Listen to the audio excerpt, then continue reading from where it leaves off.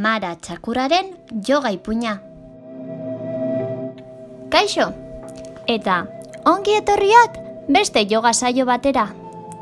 Gaur, Mara txakurraren ipuina kontatuko dizuet, eta zuek ipuinean agertzen diren mugimenduak jarraitu beharko dituzue. Prest zaudete? Hasi egingo gara. Udaberria heldu da. Egun eguzkitsua da gaurkoa. Baratza guztia tximeletaz beteta dago.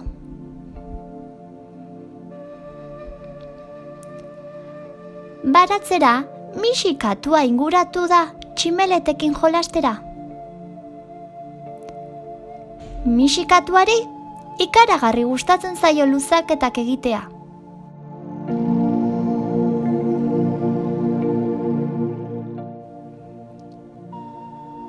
Oso ondo.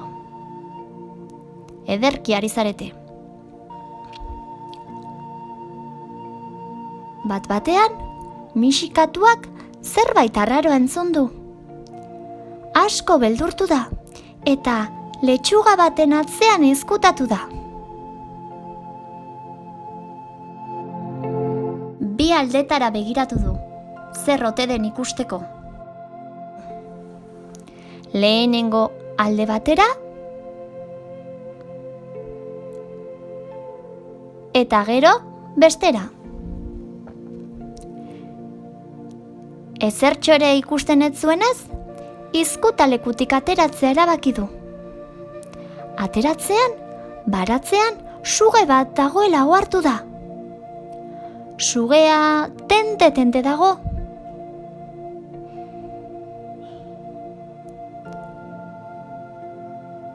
Orduan, Mara txakurra azaldu da. Eta bere presentziak sugea uxatu du.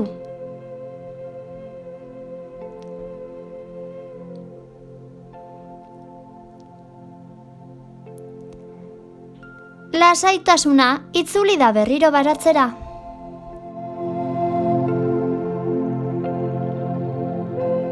Eta hartu arnasa eta bota. Pentsatu zuen sabelean puxika handi bat duzuela. Bete puxika eta ahotik ustu. Oso ondo.